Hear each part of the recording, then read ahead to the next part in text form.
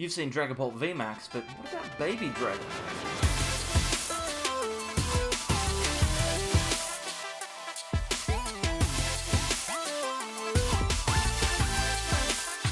Welcome back everyone to more from the Sableyes. I'm Mitch, and today we're going to be taking a look at Baby Dragapult. This card is effectively very similar to Dragapult Vmax. There are some obvious differences, but for me the best thing about this card is its ability. We'll jump into taking a look at the list in a second, but before we do, if you haven't already, please consider subscribing. It makes me feel good every time I see those numbers go up, and give the video a like if you want to see more like this one.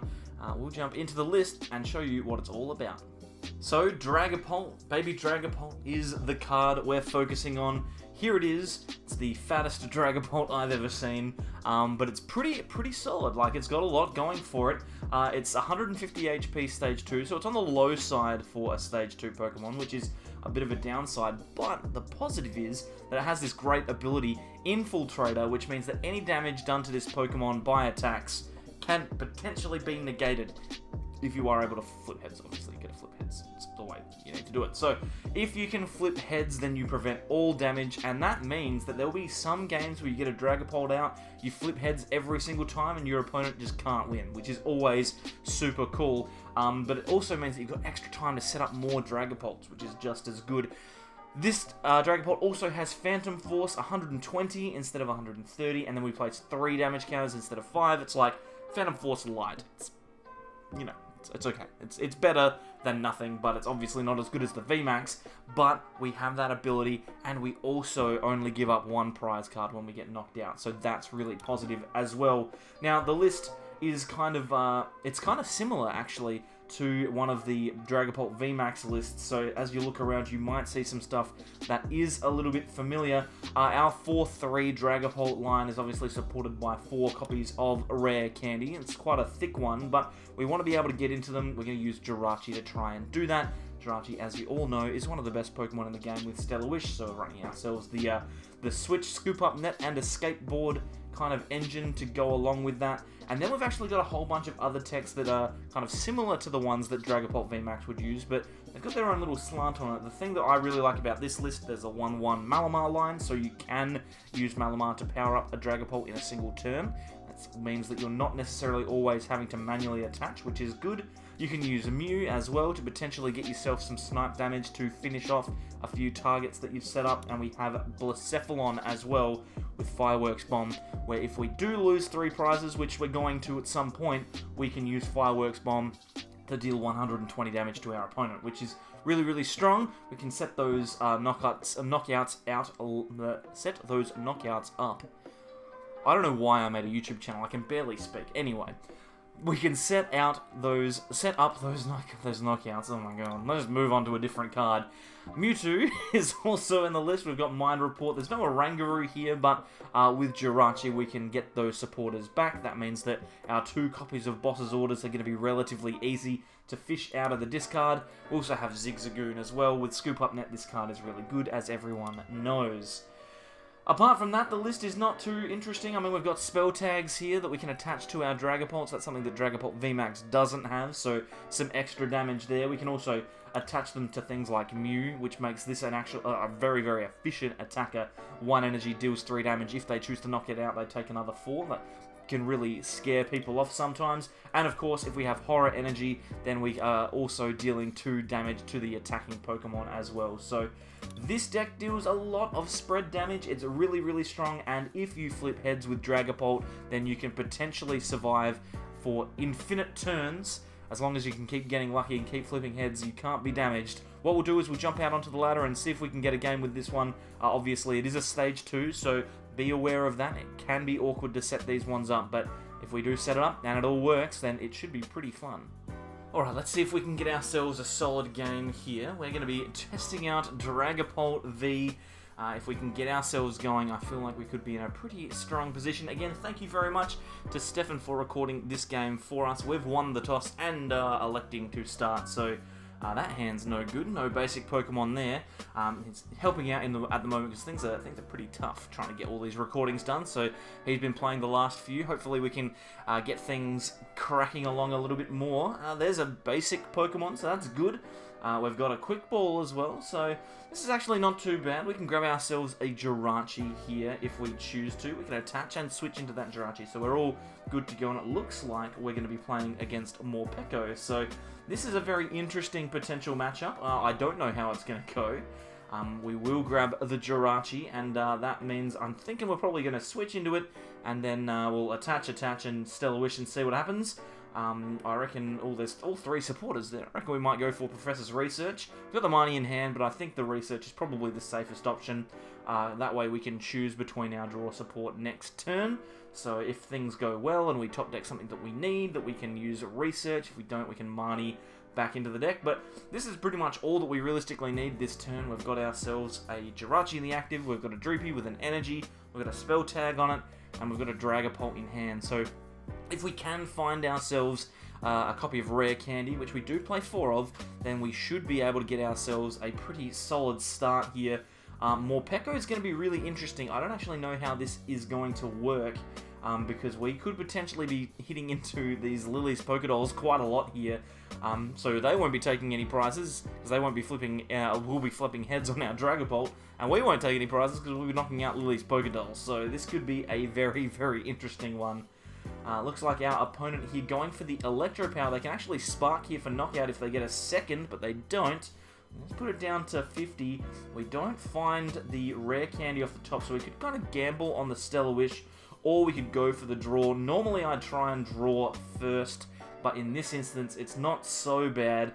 We can Mysterious Treasure. We could even Mysterious Treasure away the Dragapult here since we've got the Ordinary Rod, and then we can Ordinary Rod it back in after getting ourselves a Dreepy. We'll probably get a second one of those. We can Ordinary Rod the Dragapult back in, and then Professor's Research. So it's not the end of the world, but now we are looking for 2 cards instead of just 1. So it could be another turn of waiting here, but if we get lucky off of the Research, you never know, things might go well. And look at this. Things are going well. We've got ourselves a Rare Candy and a Dragapult, so that's a positive. The downside is here, we don't actually have any way to switch this Jirachi out of the active, so I think we're probably going to have to just sacrifice it, but that's okay. We've got ourselves a Dragapult, we've got all that we need. We can play down Viridian Forest as well if we want to, although we might choose not to. We might not want to give our opponent access to that particular stadium. We'll attach the other Dreepy just in case our opponent does manage to gust this Dragapult up and take a knockout. But yeah, we're in a really strong spot here. We've got an attack next turn. It's a good thing we got rid of the, we didn't put down the Viridian, because that Thunder Mountain came down very quickly. And they're going to be able to Electro Wheel for knockout here and go into one of these Lily's Pokédoll, which is quite frustrating, but as I said, we can potentially survive if we do not get Tails. We've got to not get Tails, flip heads, and we'll be A-OK. We'll promote the Dragapult. And then we're probably just going to straight up replace this Thunder Mountain. We could even Boss's Orders this turn to deal 120 damage to the Morpeko if we'd like, but that seems a little bit risky. Maybe even the Dedenne could be an option, because that way we can deal 120 damage to it and put it within range of the Spell Tag knockout. So that could be pretty good. The first thing we'll do here, we'll just we'll get rid of the Boss's Orders and then get ourselves another Psychic Pokemon. It doesn't look like we have access to Inkay, which is unfortunate. But we do have another Dreepy, so we'll grab that one. It's our main attacker. And we are, of course, relying on flipping heads here. So we'll play the Dreepy down. We're probably not going to play the Scoop Up Net. We don't need to do that. We will use the Viridian Forest. We'll discard that Scoop Up Net, grab ourselves another Psychic, and attach it to Dragapult. And then Professor's Research will draw us a fresh hand of cards. And this is looking pretty solid. We've got a Rare Candy, we've got a Mysterious Treasure, so we're going to be able to find ourselves another copy of Dragapult. So we've got 2 in play as early as we possibly can. Just a matter of what we choose for this card here. This hand's actually full of pretty good cards. I'd say that the Zigzagoon or maybe the Psychic Energy are the cards that we don't realistically need. We'll grab Dragapult here and evolve that Dreepy with 1 energy on it. That way we can also attach the Spell Tag, we can get ourselves set up for next turn, and we have Horror Psychic Energy left as well for our next attachment. What is Phantom Force? We'll take a knockout on Lily's Pokédoll. We could do a couple of things with the damage here. We could take a knockout on one of the Pokédoll, which is what we're going to choose to do. We won't take any prizes. We could also have potentially put some damage onto the Morpeko so that if our opponent did manage to get an attack off, we would have been able to get that Phantom Force knockout. But I think taking the knockout on the Lily's Pokédoll is more than acceptable. Oh my goodness, I feel like I'm going to sneeze.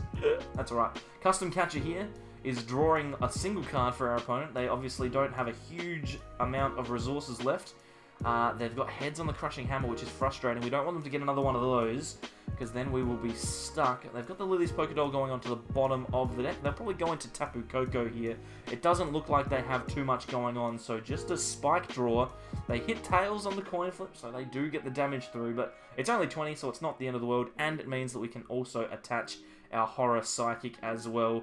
And this is a pretty good spot to be in. We can just research. We could have potentially quick balled there to thin the deck a little bit, but no real need to. We've got the Jirachi and the Escape Board as well. We could attach this down here. If we want to, we can switch into it. The key thing for us is I really want to take some prizes so that we can find an Inkay.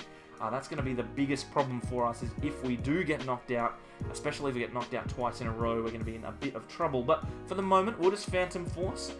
We'll chuck down 120 on the active, and then we're going to put 30 on one of our opponent's bench Pokemon. I'm thinking the best place to put it is probably on Morpeko, so we'll put all 3 of them on there. That way, we can put 2 damage counters from the spell tag on it, and we'll be able to take a knockout. Here's another Crushing Hammer, and they flip heads again, so they're getting rid of our Horror Psychic, which is really annoying.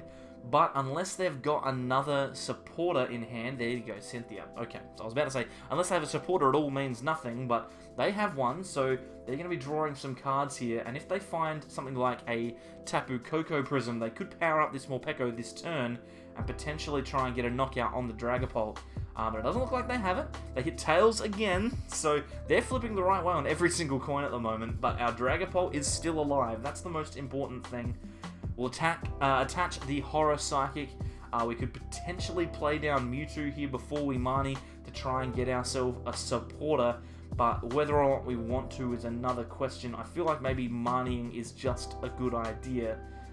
If we do that, then we potentially don't get ourselves a supporter next turn, but we give ourselves a chance to draw into some other cards. You can see Stefan really having a think about this one here. Yes, it's going to be the Marnie. We'll draw 5 off of the top, and that's a pretty solid hand. I mean, it's not perfect. We've got pretty much all that we need. We've got the Mew now, can stop the Morpeko Snipe as well.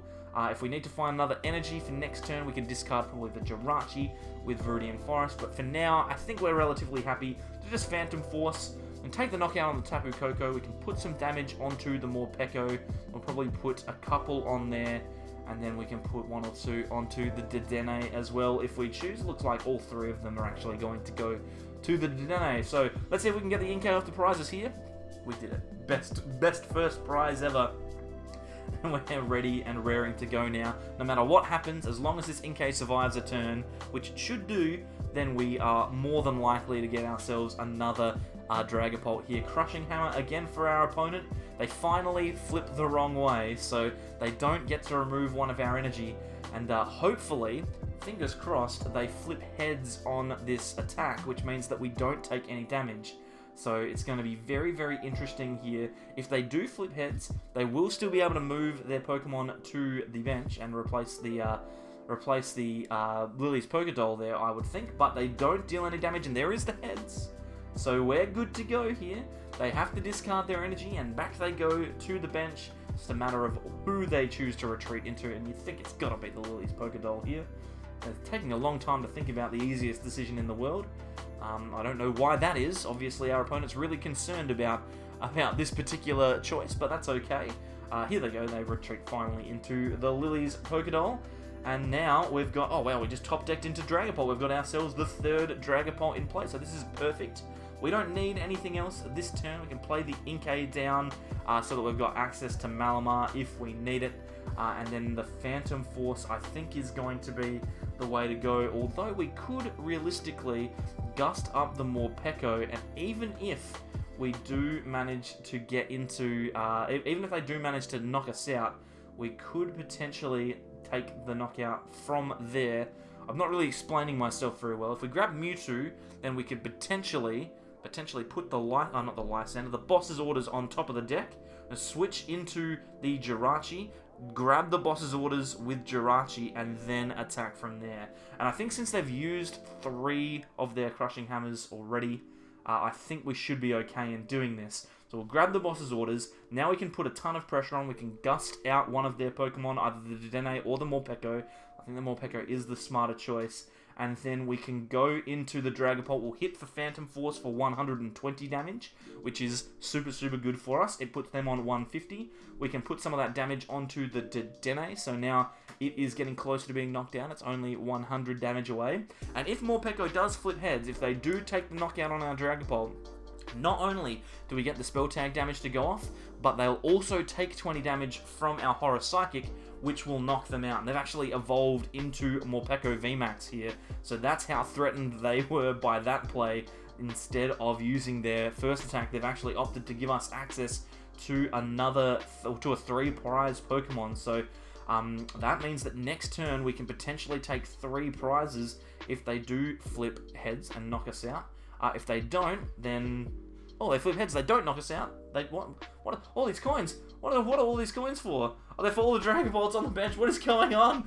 I have no idea what's happening. This is really strange. I'm so confused. That was really weird. We flipped heads so many times. I don't understand. Okay, cool. Well, we've attacked into this Morpeko Vmax. I don't know what's going on anymore. And we'll put 30 damage onto the Mew.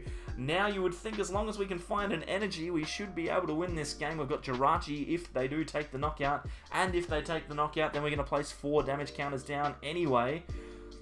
I'm lost for words. I have no idea what just happened. It's very, very strange. They're going to custom catcher here. They're opting to take a knockout on something by the looks of it.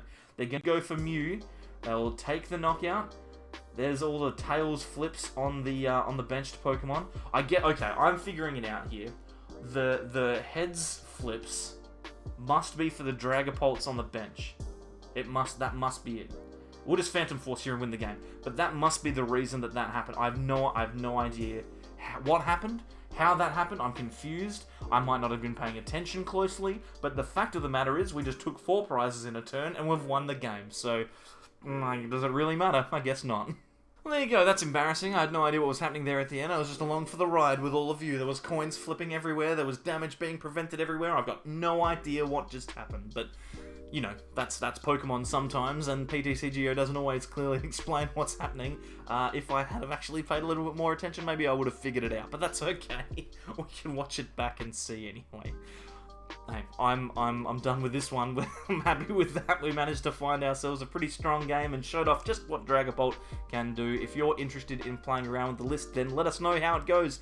Leave us a comment down below, as well as a like on the video if you haven't already, as well as subscribing. There's a button just here. There's some videos over here that you can watch, and a playlist down the bottom that you can click on to see more of our Rebel Clash content when some of those videos actually know what's going on. Anyway, I'll leave you be. We'll just peruse that last 30 seconds together one more time. And, yeah, we'll see you next time for more from the Sableyes. Bye-bye. What a weird outro.